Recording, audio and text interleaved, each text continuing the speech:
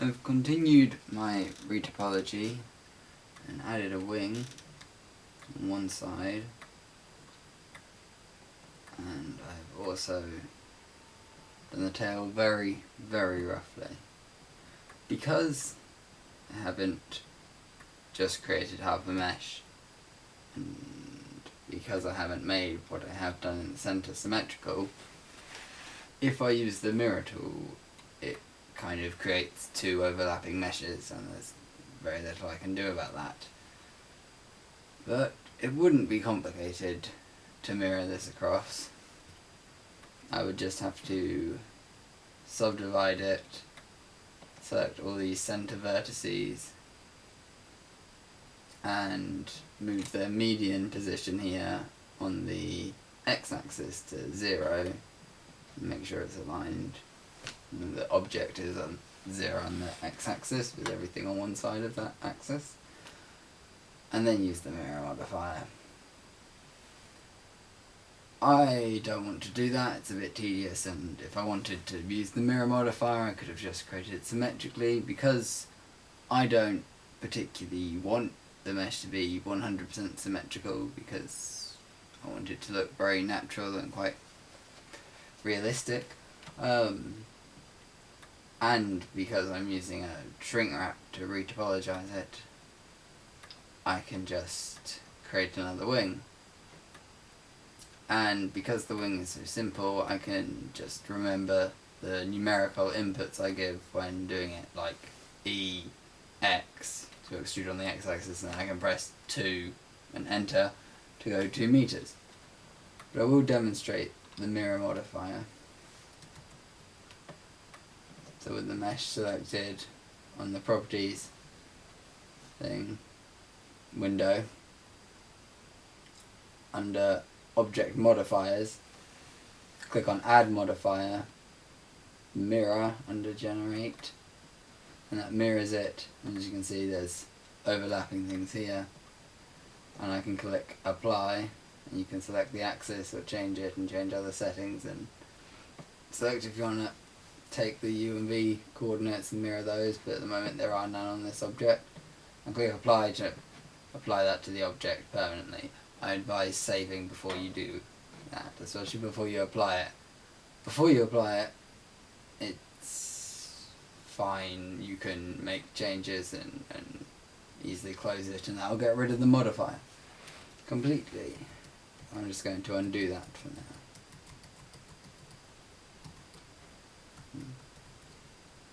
I'll just close it as it's not got enough undo steps, or I'm not undoing in the right window. I'm not sure at the moment.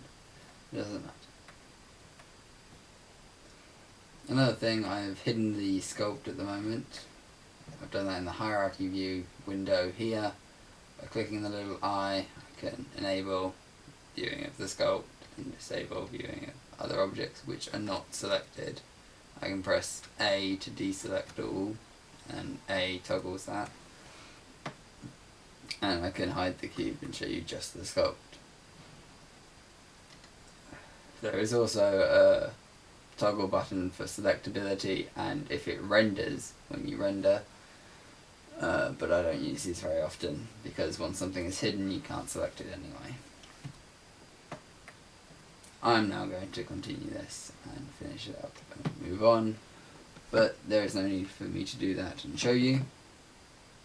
So for now I'm just going to use Ctrl-Shift-S to go into save. This little plus here increments the file number, and I can save as a Blender file. Blender doesn't warn you if you're about to save over something or when you close and you haven't saved your work, so get in the habit of saving. Blender assumes you know what you're doing. I'm going to hop over to a different file now and explain rigging. Here I have 3 separate objects. I have rocks and the feathers and a retopologized form that I made before. if I just change the shading to solid by clicking on this little option, drop open box here, and I'm going to hide the menu boxes by pressing N and then T, and I'm going to stop explaining some of the hotkeys I've already explained and just work. Now, to create a rig, first I'm going to deselect everything. I'm going to go to add up in the top left and armature single bone. Once I've created a single bone, I can put it at the base of where I want my skeleton to be in object mode. I can use the normal hotkeys to manipulate it. RX 90, rotate 90 degrees clockwise. I believe it's clockwise, yeah. And just center that up where I want it, and then I can press tab into edit mode, select the tip of the bone and E to extrude it, and it's good to lock the axis for this, Y, and extrude bones very quickly. I can hide things to make it easier for me to see what I'm doing.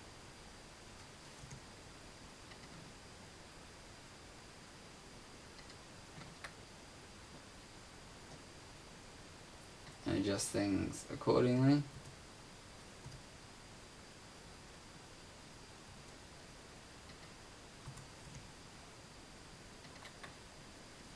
And you have to do some repositioning, but it's very quick to make a rig. If you open up the menu, the options with N, you can name bones. I think bones and bone tips have the same name, but you would have to check this for yourself. And here you have the name of the bone and the name of the armature, I believe, and you can edit it. It's good to use a simple naming convention at the end of your name, like _R or _L, so if you use any of Blender's tools under armature to mirror bones and rename them, there is a tool for renaming bones, I don't know exactly where it is right now. It can then rename your bones automatically. Because it's so quick, I know it's bad practice, but I generally just extrude rigs and use numeric values. It possibly takes me a little longer, but the tools need cleaning up afterwards sometimes, so it's the way I like to work.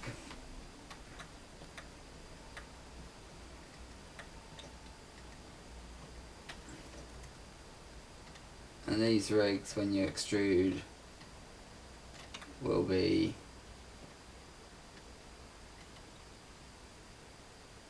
parented to various different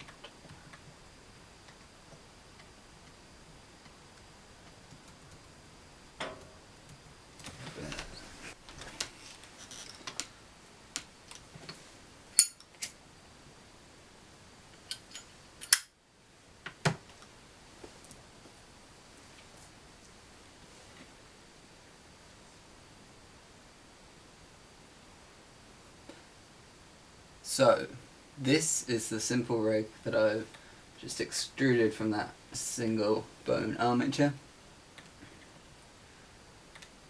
It's very rough.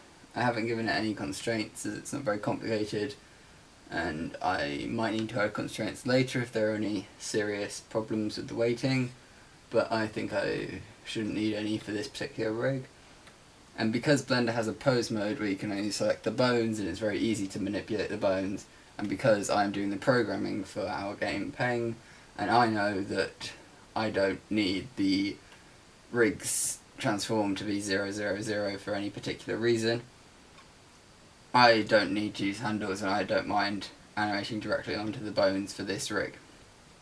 But that is not good practice, but because I know very much the technical capabilities of our project and the fact that this is only the only creature on the screen at any one time. I know what I can and can't get away with in this sense, and I'm trying to save time where I can.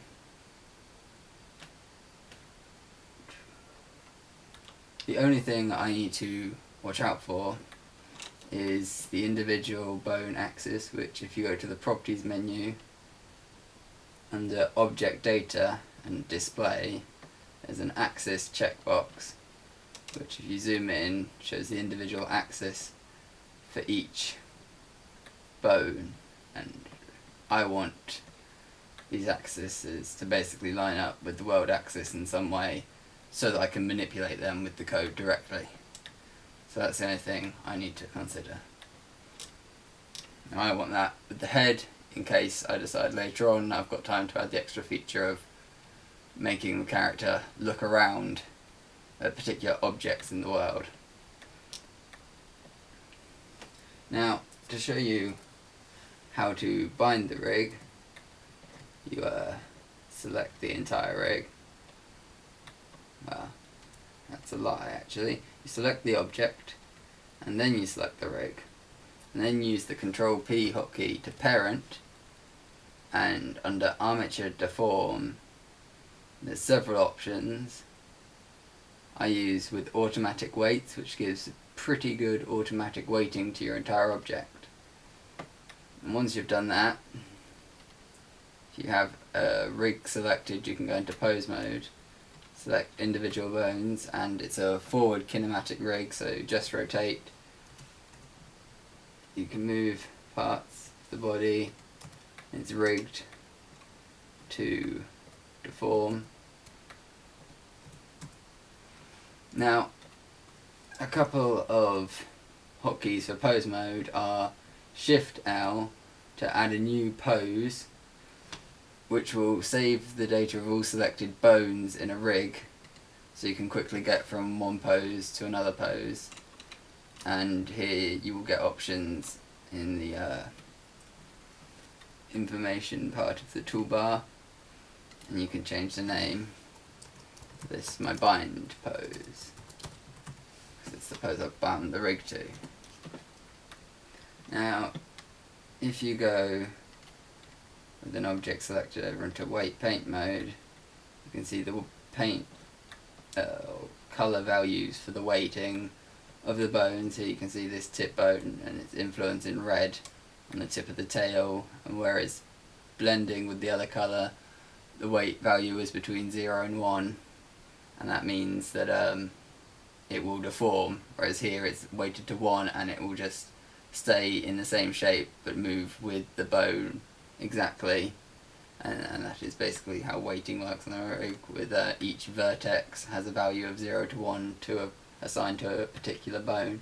And you paint these on, or you can use the vertex groups here to select the bone, and you can see it update, and you can assign it weights to vertexes manually when you have problems. And yeah, you can just paint, and I don't really want to go into great detail on that right now. It'll save time, but you get the general idea, and you can look into that further and experiment. It's fairly simple, just left click and you can paint weights, and you'll fairly quickly see the influence you have. For example, for this, I need to look at the bones in the wing, and it really helps if you give things proper names, which I still need to do for this as I did it in a hurry.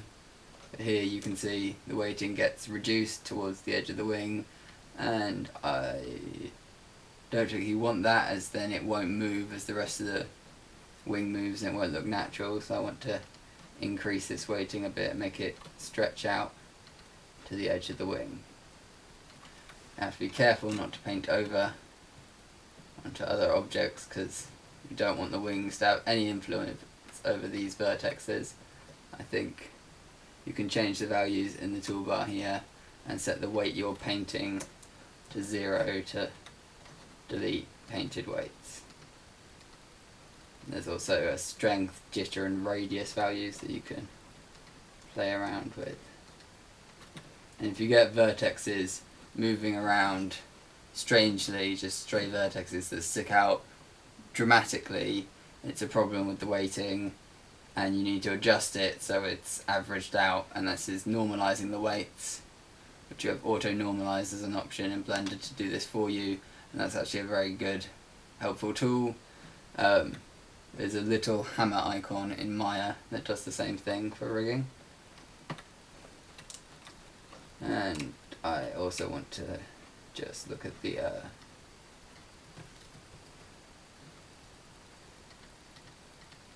weighting on the other wing and adjust that.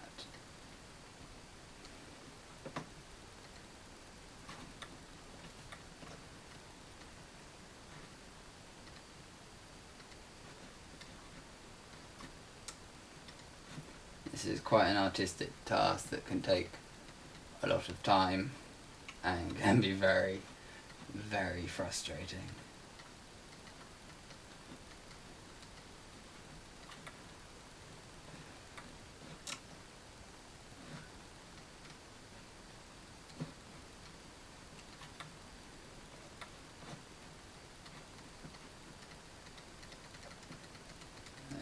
Hopefully you get the general idea from that.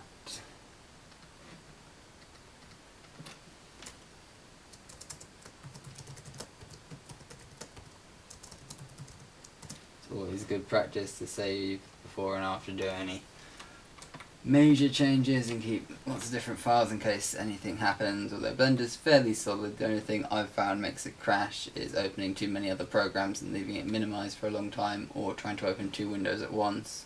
Of course, you don't need to open two windows at once when you have this panel layout. So it's a fairly solid program. I've certainly had more luck with it than I had with Maya, and it's one of the reasons I use it, and also the speed. Now that I've got this weight painted object, I can talk to you about animation. We'll switch this over to the timeline for now. Go back to the render settings and change the frame rate to 30 frames a second. And go over to object mode, select the rig, then pop over to pose mode. Once you're in pose mode, I've already saved this pose, but I need to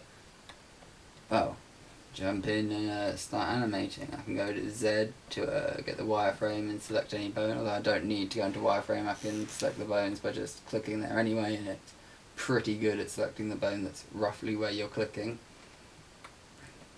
Obviously it doesn't work every time. And I can move things around with the same controls as I've used for polygonal modeling.